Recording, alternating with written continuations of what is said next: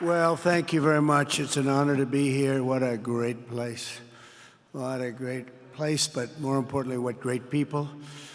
I want to thank His Royal Highness, the Crown Prince, for that incredible introduction. He's an incredible man. Known him a long time now. There's nobody like him. Thank you very much. Appreciate it very much, my friend. And it's a tremendous honor to return to this beautiful kingdom and be welcomed back with such extraordinary generosity and warmth.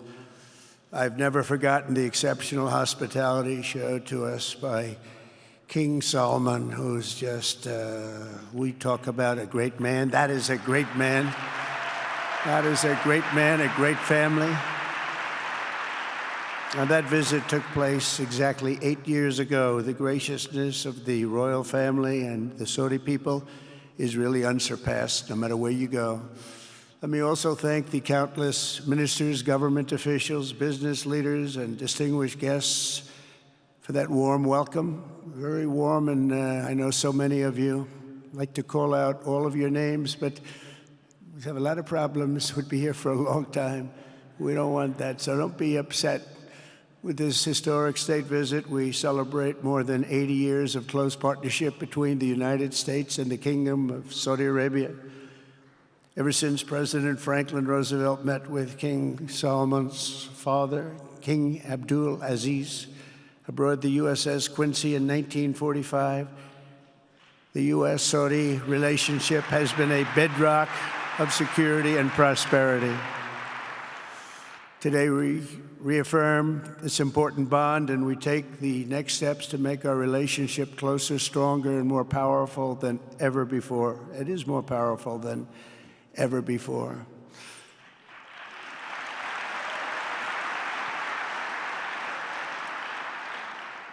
And by the way, it will remain that way. We don't go in and out like other people. It will remain that way.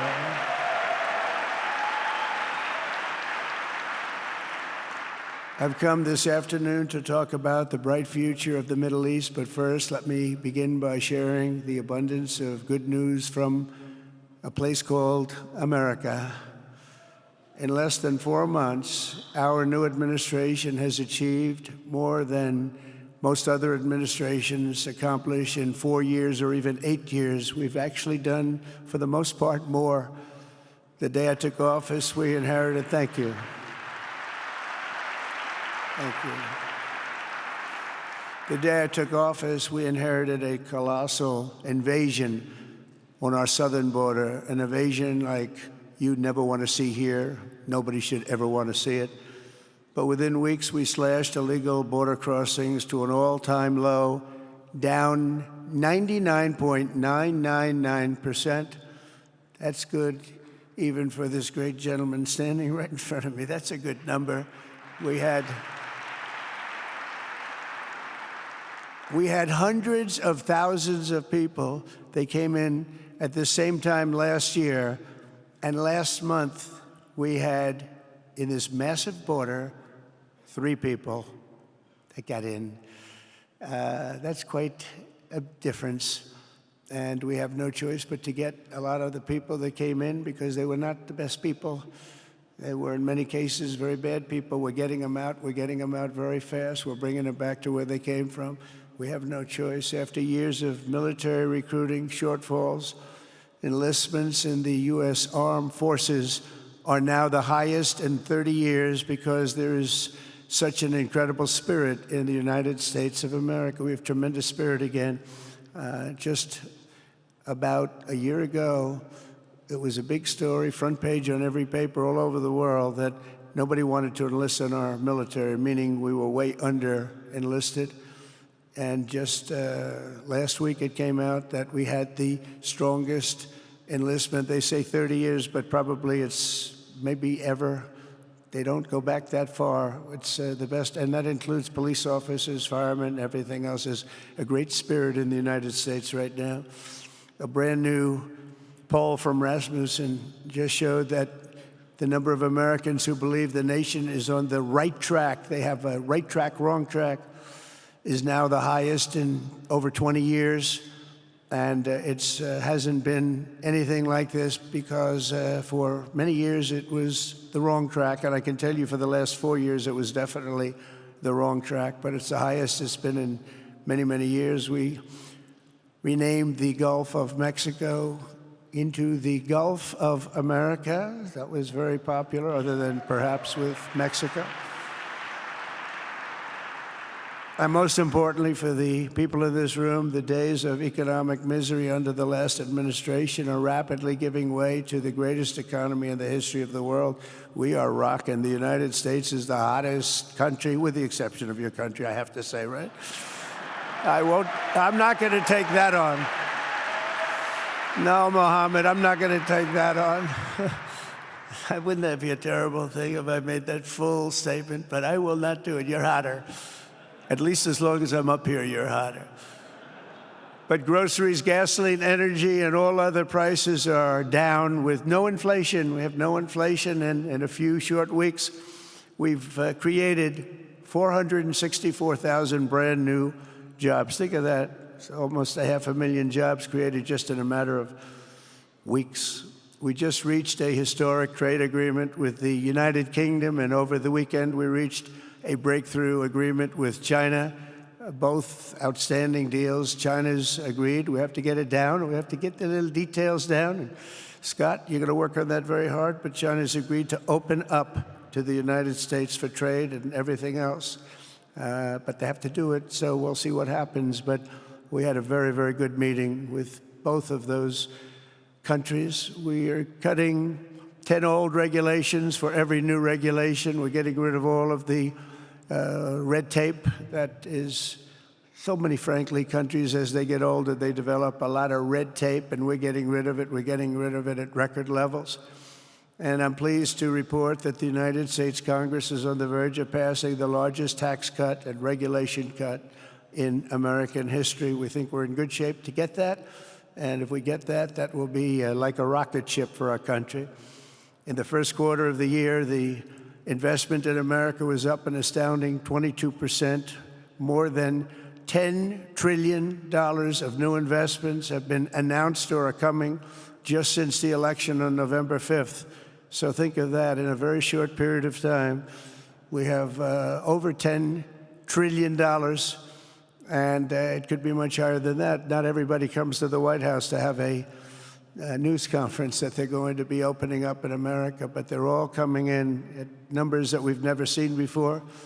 If you take a look at other presidencies, they wouldn't do $1 trillion sometime in years. We did this in essentially 2 months because you have to say we got into office and they gave me about a month to clean up and fix up the Oval Office, and after that we started working.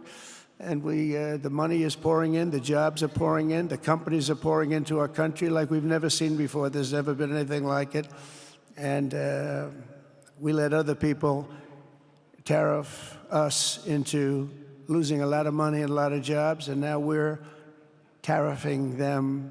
And it's at a level that nobody's seen. It's a level that is making us a very much different country and a very different Republican Party. We won a tremendous victory in November. We won all 7 swing states, the popular vote by millions and millions of votes. The Electoral College, we won by 312 to 226. Remember, they said, well, we could get to 270. No, we got to 312. That's a big difference. And very importantly, we won counties throughout the United States, 2,660 to 451.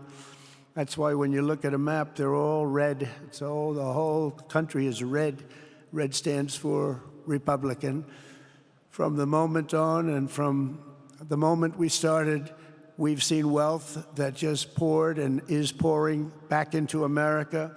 Apple is investing $500 billion. NVIDIA is investing, and I see my friend is here. Jensen, that's very good, wherever you may be. I thank you very much, because he's putting in $500 billion. TSMC is investing. Where is Jensen, by the way? Where is he? He's standing here. Where is he? I just saw that. Thank you very much, Jensen. I mean, Tim Cook isn't here, but you are. What a job you've done. He said he's got 99% of the chip market. I don't know. That's a big, that's not easy to beat, but what a job you've done. Thank you. We are proud to have you in our country. You know that. Thank you for the investment. TSMC is investing $200 billion, and with this trip, we're adding over $1 trillion more in terms of investment into our country and buying our products. And, you know, nobody makes military equipment like us. We have the best military equipment, the best missiles, the best rockets, the best everything. Best submarines, by the way, most lethal weapon in the world. In addition to purchases of $142 billion of American-made military equipment by our great Saudi partners, the largest ever. This week, there are multi-billion-dollar commercial deals with Amazon, Oracle, AMD. They're all here. Uber, Qualcomm, Johnson & Johnson, and many, many more. So I want to congratulate everybody. So many great business executives, many of you, most of you I know. And they're coming in, you know, about a month ago. They weren't that happy when they saw me. And now they're saying, sir, you're doing a great job. Thank you very much. It's amazing what a rising market will do. Oh, it's going to get a lot higher. In fact, I told people 5 weeks ago, this is a great time to buy. I got criticized for that. Now they don't criticize me anymore. People should have listened. But it's going to go a lot higher. You see, we've never had anything like this happen. It's an explosion of investment and jobs, and great companies are coming in. Never seen anything like it. There's no better place to make a future or make a fortune, do anything, frankly, than what we have in the United States of America under a certain president, Donald J. Trump. I have the right attitude. I have the same attitude that the people in the front row, second row, third row have. As you get back, perhaps they start to wane a little bit in terms of their view. But they understand, and we're doing what a lot of smart people would do. And we're not necessarily being politically correct. You saw what we did yesterday with health care. We've cut our health care by 50 to 90%. You're going to see drugs and pharmaceuticals come down at numbers that nobody has ever seen. And drugs, pharmaceuticals, we think will be dropping. And it will be a redistribution of costs with other nations, which really took advantage of a very nice group of people that ran our country. But not only is this a time of incredible excitement in the United States, it's also an exhilarating period right here in the Arabian Peninsula. Beautiful place, by the way, beautiful place. Exactly. Thank you. Exactly 8 years ago this month, I stood in this very room and looked forward to a future in which the nations of this region would drive the forces of terrorism and extremism, drive them right out of existence, and take your place among the proudest, most prosperous, most successful nations anywhere in the world as leaders of a modern and rising Middle East. So exciting, so exciting. Mohammed, do you sleep at night? How do you sleep? Huh? Just thinking.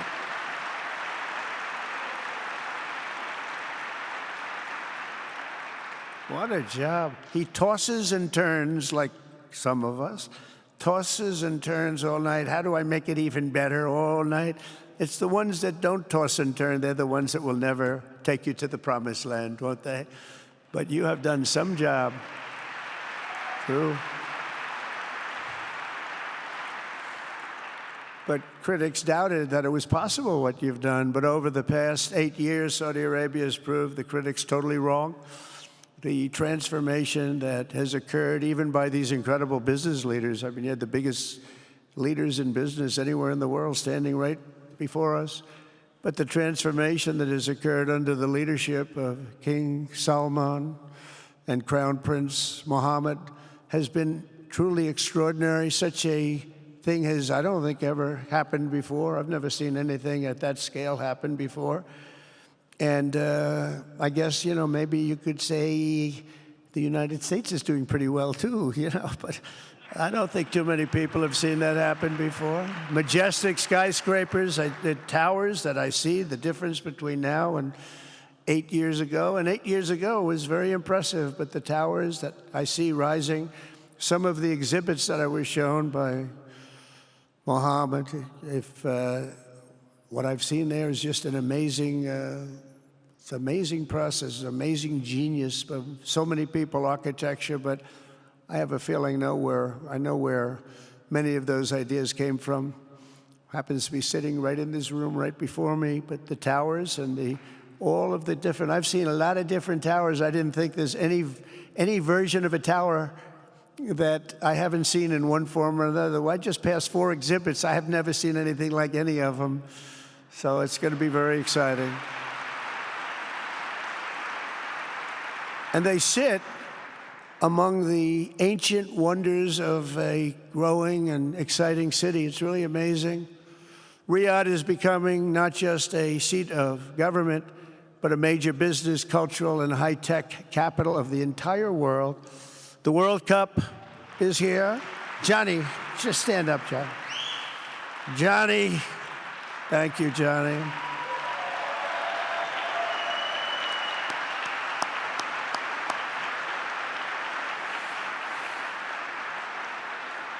Great job, Johnny, great job. But the World Cup and the World Expo will soon be coming here, just like the World Cup is coming to the United States. It's going to be really exciting next year. The engines of Formula One racing now roar through the streets of Jeddah in a historic milestone. Other industries recently surpassed oil. Think of it, all of your other industries now have surpassed oil. I don't know if a lot of people will understand what that means. It's so big to make up a majority of the Saudi economy for the very first time ever. So think of that. Other industries are now bigger even than oil, which is always going to be a big monster. It's a big one. But that's a great tribute to you and economic development properly used. In other cities throughout the peninsula, places like Dubai and Abu Dhabi, Doha, Muscat, the transformations have been unbelievably remarkable.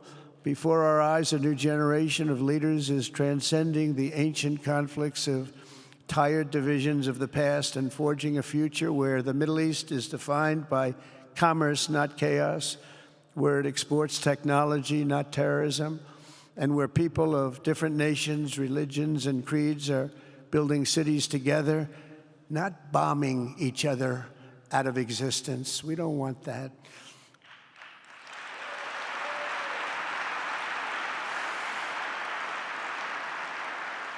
And it's crucial for the wider world to note this great transformation has not come from Western interventionists or flying people in beautiful planes giving you lectures on how to live and how to govern your own affairs. No, the gleaming marvels of Riyadh and Abu Dhabi were not created by the so-called nation builders, neocons, or liberal nonprofits like those who spent trillions and trillions of dollars failing to develop Kabul, Baghdad, so many other cities. Instead, the birth of a modern Middle East has been brought by the people of the region themselves, the people that are right here, the people that have lived here all their lives, developing your own sovereign countries, pursuing your own unique visions and charting your own destinies in your own way. It's really incredible what you've done.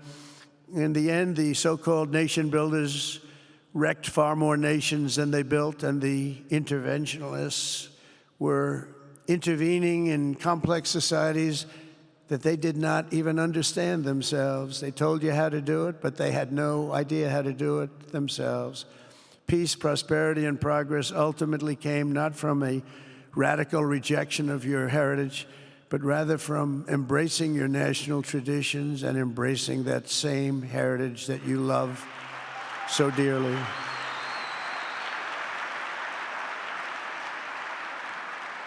And it's something only you could do.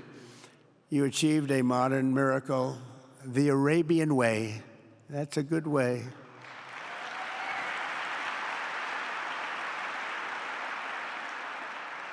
Today, the Gulf nations have shown this entire region a path towards safe and orderly societies with improving quality of life, flourishing economic growth, expanding personal freedoms, and increasing responsibilities on the world stage. After so many decades of conflict, finally it is within our grasp to reach the future that generations before us could only dream about, a land of peace, safety, harmony, opportunity, innovation, and achievement right here in the Middle East. So beautiful. It's such a beautiful thing that's happening. I guess, the people that are here can't even really appreciate it because you see it happening, and it's when you come to a place that you haven't seen in 5 years or 10 years or 20 years that it's even more incredible. When I left office just over 4 years ago, that future seemed almost impossible, what you've done. Together we had obliterated the killers of ISIS. We wiped them out, terminated its founder and leader, al-Baghdadi. We had healed the divide in the Gulf Cooperation Council, it's a very big deal, and united the nations of the region to stand against the enemies of all civilization. We'd imposed unprecedented sanctions on Iran and starved the regime of resources to fund terror. They were unable to fund anything because they had no money left. They had no money. But the new administration came in and let them have a lot of money, and you saw what happened. It was not money well spent. And with the historic Abraham Accords that we're so proud of, all the momentum was aimed at peace, and it aimed very successfully. It's been an amazing thing, the Abraham Accords, and it's my fervent hope, wish, and even my dream that Saudi Arabia, a place I have such respect for, especially over the last fairly short period of time, what you've been able to do, but we'll soon be joining the Abraham Accords. I think it'll be a tremendous tribute to your country, and it will be something that's really going to be very important for the future of the Middle East. I took a risk in doing them, and they've been an absolute bonanza for the countries that have joined. The Biden administration did nothing for 4 years. We would have had it filled out. But it will be a special day in the Middle East with the whole world watching when Saudi Arabia joins us, and you'll be greatly honoring me, and you'll be greatly honoring all of those people that have fought so hard for the Middle East, and I really think it's going to be something special, but you'll do it in your own time, and that's what I want, and that's what you want, and that's the way it's going to be. When I left office, the only thing still standing between this region and its unbelievable potential was a small group of rogue actors and violent thugs seeking constantly to drag the Middle East backward and into havoc, mayhem, and indeed into war. Unfortunately, instead of confronting these destructive forces, the last U.S. administration chose to enrich them and empower them and give them billions and billions of dollars. The Biden administration, the worst administration in the history of our country, by the way, spurned our most trusted and longstanding Gulf partners, and I can say partners worldwide, one of our great, great partners, no matter who we look to, and we have great partners in the world, but we have none stronger and nobody like the gentleman that's right before me. He's your greatest representative, greatest representative.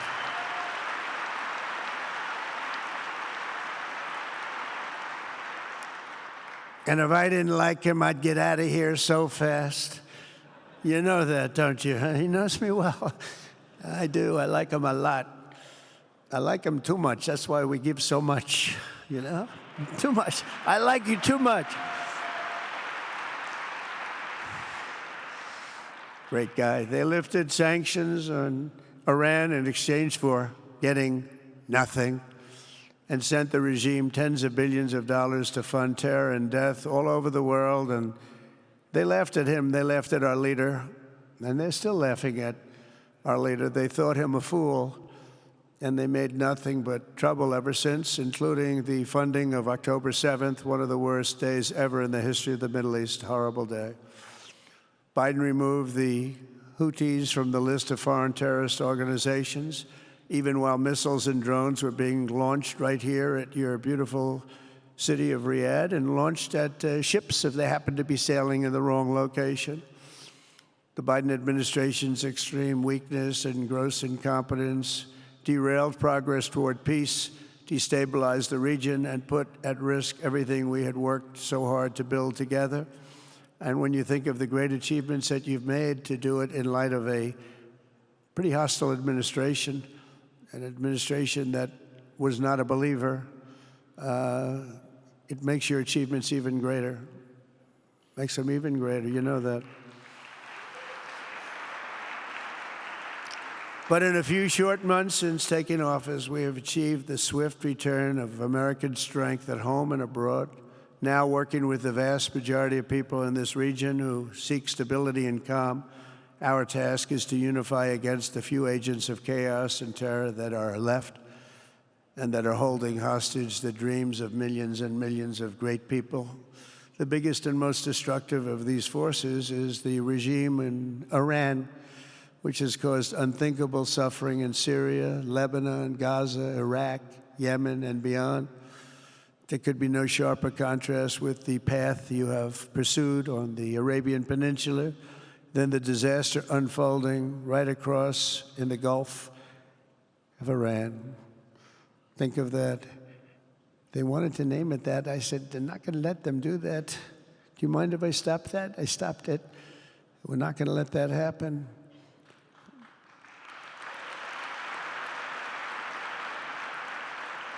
While you have been constructing the world's tallest skyscrapers in Jeddah and Dubai, Tehran's 1979 landmarks are collapsing into rubble and dust. They had it going for a little while under a much different system, but those buildings are largely falling apart, falling down, while you're building some of the world's biggest and most incredible infrastructure projects. Buildings, all sorts of things you're building that nobody's ever even seen before. Iran's decades of neglect and mismanagement have left the country plagued by rolling blackouts lasting for hours a day. All the time you hear about it. While your skill has turned dry deserts into fertile farmland, Iran's leaders have managed to turn green farmland into dry deserts as their corrupt water mafia, it's called it the water mafia, causes droughts and empty riverbeds. They get rich, but they don't let the people have any of it. And then, of course, there's the key difference at the root of it all. While the Arab states have focused on becoming pillars of regional stability and world commerce, Iran's leaders have focused on stealing their people's wealth to fund terror and bloodshed abroad. Most tragic of all, they have dragged down an entire region with them. Countless lives were lost in the Iranian effort to maintain a crumbling regime in Syria. Look at what happened with Syria. In Lebanon, their Hezbollah proxies have pillaged the hopes of a nation whose capital, Beirut, was once called the Paris of the Middle East. Can you imagine? All of this misery and so much more was entirely avoidable, absolutely avoidable, and Mohammed knew that. He knew that. Smart people knew that. If only the Iranian regime had focused on building their nation up instead of tearing the region down. Yet I'm here today not merely to condemn the past chaos of Iran's leaders, but to offer them a new path and a much better path toward a far better and more hopeful future. As I've shown repeatedly, I am willing to end past conflicts and forge new partnerships for a better and more stable world, even if our differences may be very profound, which obviously they are in the case of Iran. I have never believed in having permanent enemies. I am different than a lot of people think. I don't like permanent enemies, but sometimes you need enemies to do the job, and you have to do it right. Enemies get you motivated. In fact, some of the closest friends of the United States of America are nations we fought wars against in generations past, and now they're our friends and our allies. I want to make a deal with Iran. If I can make a deal with Iran, I'll be very happy if we're going to make your region and the world a safer place. But if Iran's leadership rejects this olive branch and continues to attack their neighbors, then we will have no choice but to inflict massive, maximum pressure, drive Iranian oil exports to zero like I did before. If you know that, they were a virtually bankrupt country because of what I did. They had no money for terror. They had no money for Hamas or Hezbollah, and take all action required to stop the regime from ever having a nuclear weapon. Iran will never have a nuclear weapon.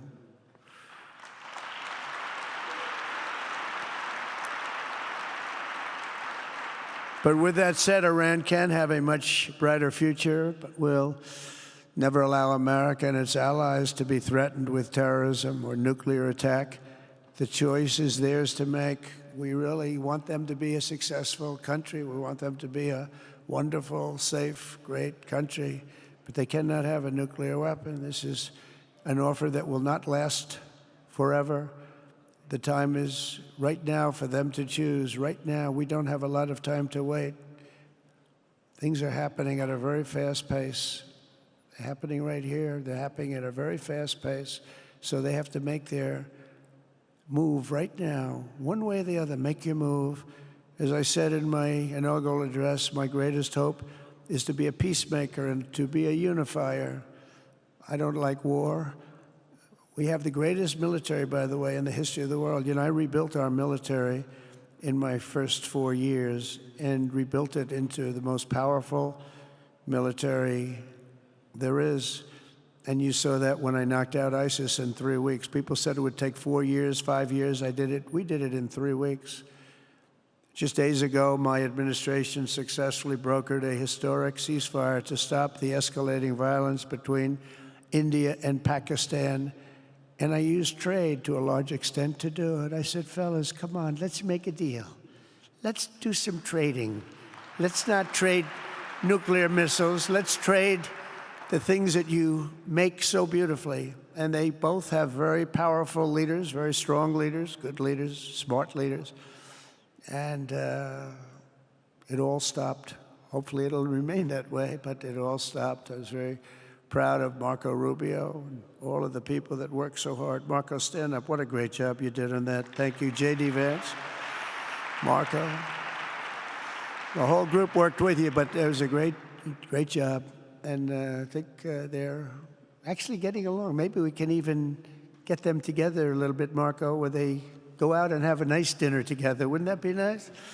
But we've come a long way, and it could be, you know, millions of people could have died from that conflict that started off small and was getting bigger and bigger and bigger by the day.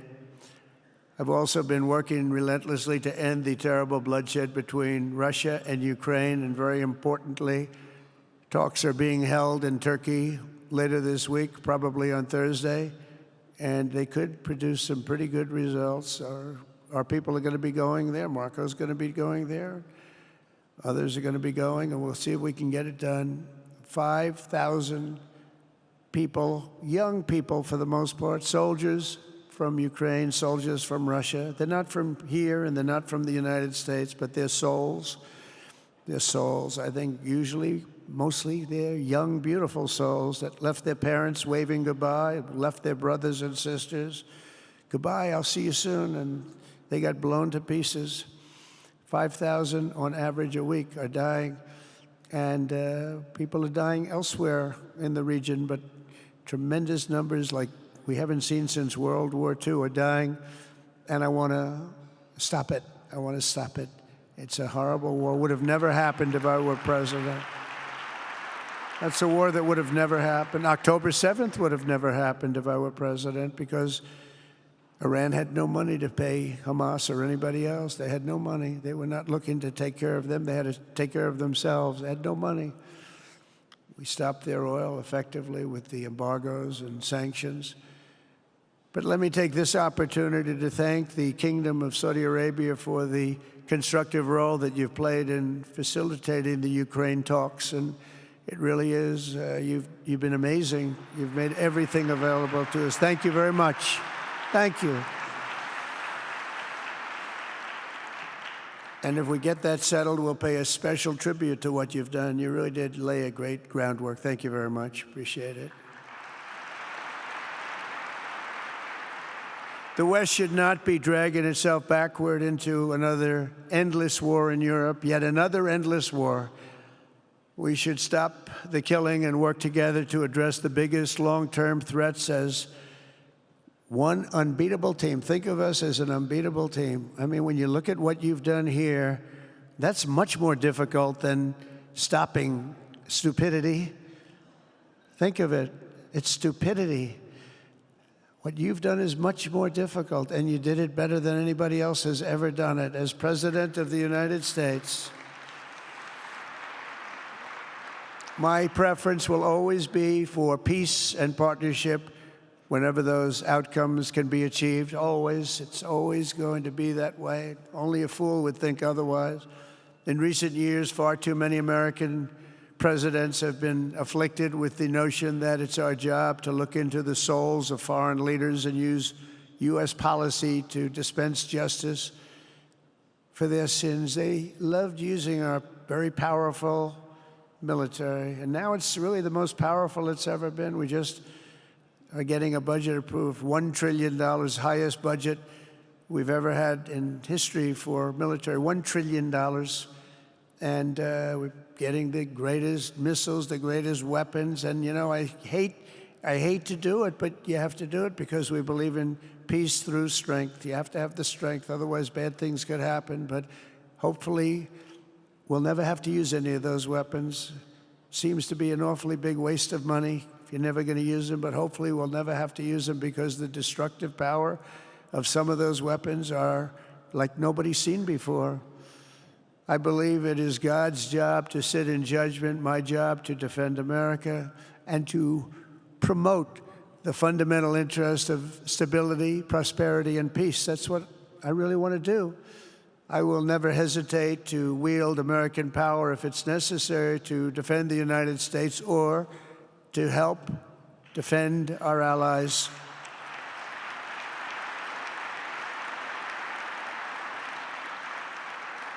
And there will be no mercy for any foe who tries to do us or them harm. We will have no mercy. They understand that. That's why I've been pretty lucky. A lot of people think, you know, he's looking to fight. He's looking to fight, and things get settled. It's an amazing thing when they really think you mean it. But we do. We have the greatest military, the strongest military, stronger than any. Nobody's even close. We have the best weapons in the world. But we don't want to use them. If you threaten America or our partners, however, then you'll be faced with overwhelming strength and devastating force. We have things that you don't even know about, you don't hear about, and if you did, you'd say, wow. In recent weeks, following repeated attacks on American ships and freedom of navigation in the Red Sea, the United States military launched more than 1,100 strikes on the Houthis in Yemen. As a result, the Houthis agreed to stop. They said, we don't want this anymore. It's the first time you've heard that from them, too. They're tough. They're fighters. But just days ago, we were asked to cease targeting commercial. They were not going to be targeting commercial ships in any way, shape, or form, or anything American. And they were very happy that we stopped. But we had 52 days of thunder and lightning like they've never seen before. This was a swift, ferocious, decisive, and extremely successful use of military force. Not that we wanted to do it, but they were shooting down ships. They were shooting at you. They were shooting at Saudi Arabia. We don't want them shooting at Saudi Arabia, if that's okay. So we hit them hard. We got what we came for, and then we got out.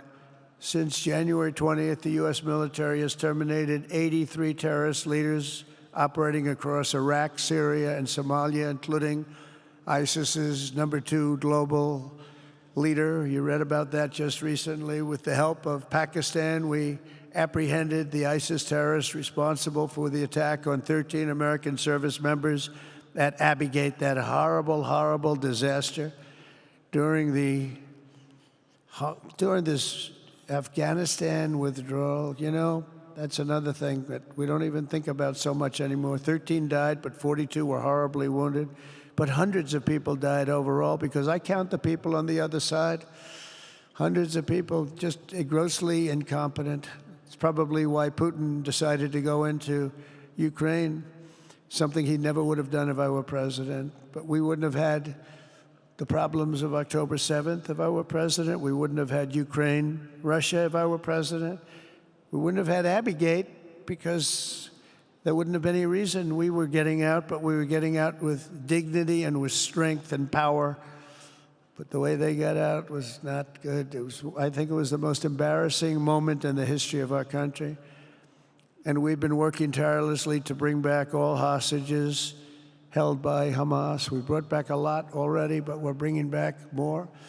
This weekend, we successfully negotiated the release of the last American hostage, Edan Alexander. Just came out a few hours ago, and we continue to work to get that war ended as quickly as possible. It's a horrible thing that's taking place.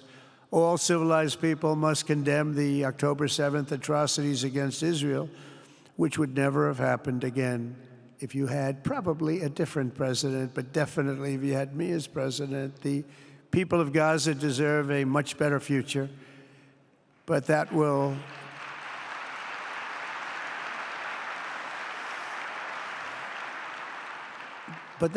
or can not occur as long as their leaders choose to kidnap, torture, and target innocent men, women, and children for political ends. The way those people are treated in Gaza, there's not a place in the world where people are treated so badly. It's horrible.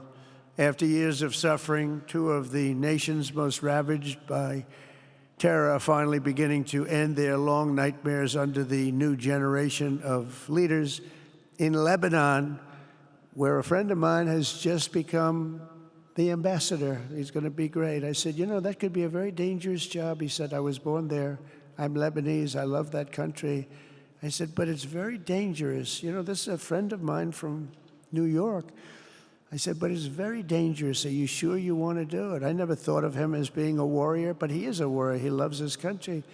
He said, if I'm injured or die, I'm dying for a country that I love. He grew up there. It's horrible what's happened in Lebanon, but you have a great ambassador, I can tell you that. In Lebanon, which has been endlessly victimized by Hezbollah and their sponsor, Iran, a new president and prime minister have brought the first real chance in decades for a more productive partnership with the United States, and we're going to work with their new ambassador and everybody else, Marco, and we're going to see if we can really help them out and let them get over that very high grid that they're going to have to get over. My administration stands ready to help Lebanon create a future of economic development and peace with its neighbors. They have tremendous people in Lebanon, doctors, lawyers, great professional people. I hear it so many times. Likewise, in Syria, which has seen so much misery and death, there is a new government that will hopefully succeed in stabilizing the country and keeping peace. That's what we want to see in Syria. They've had their share of travesty, war, killing, many years. That's why my administration has already taken the first steps toward restoring normal relations between the United States and Syria for the first time in more than a decade. And I'm very pleased to announce that Secretary Marco Rubio will be meeting with the new Syrian foreign minister in Turkey later this week. And very importantly, after discussing the situation in Syria with the Crown Prince, your Crown Prince,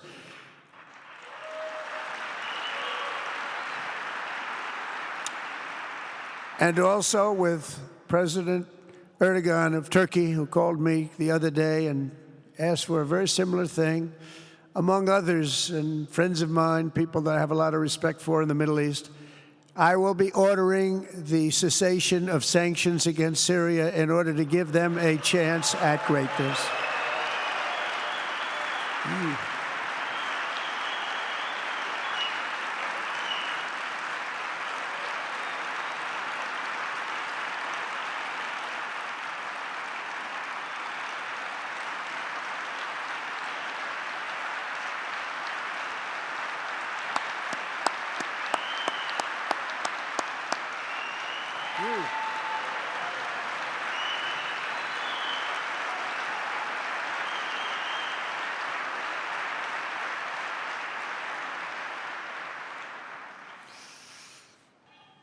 Oh, what I do for the Crown Prince. The sanctions were brutal and crippling and served as an important, really an important function, nevertheless, at the time. But now it's their time to shine. It's their time to shine. We're taking them all off, and they're going to have, I think they're going to have, based on the people and the spirit and everything else that I'm hearing about. So I say good luck, Syria. Show us something very special like they've done, frankly, in Saudi Arabia, okay? They're going to show us something special. Very good people. Everywhere we can, my administration is pursuing peaceful engagement, offering a strong and steady hand of friendship to all that will take it in good faith. Together, we have made unprecedented strides and tremendous progress, and we're still just at the dawn of the bright new day that awaits for the people of the Middle East, the great, great people of the Middle East. If the responsible nations of this region seize this moment, put aside your differences and focus on the interests that unite you, then all of humanity will soon be amazed at what they will see right here in this geographic center of the world. It really is. It's like a center of the world and the spiritual heart of its greatest faiths. For the first time in 1,000 years, the world will look at this region not as a place of turmoil and strife and war and death, but as a land of opportunity and hope, just like you've done right here, a cultural and commercial crossroads of the planet. Security and stability will lift millions into lives of safety and success, and the nations of this region will be free to realize your highest destinies, honor your proud histories, harness amazing new opportunities, and bring incredible glory to Almighty God. People will come from all over the globe to be inspired by the cities you build, the businesses you create, the technologies you invent, and the beauty, talent, and potential you unleash right in the hearts of your citizens. Each of you will be able to take tremendous pride in the legacy you will leave to your children, because you will have given them the ultimate blessings of prosperity and peace, so important.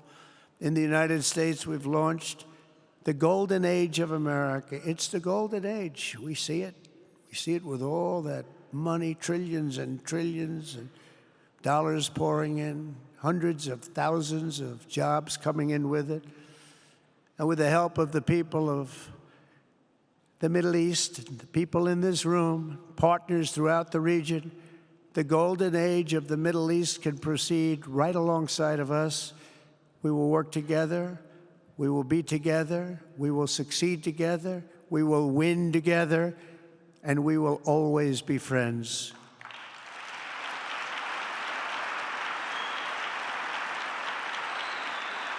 Thank you.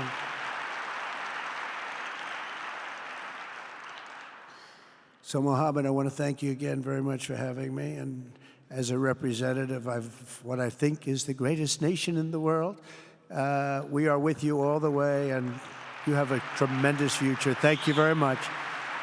And please pay my respects to your father. Thank you very much. Thank you.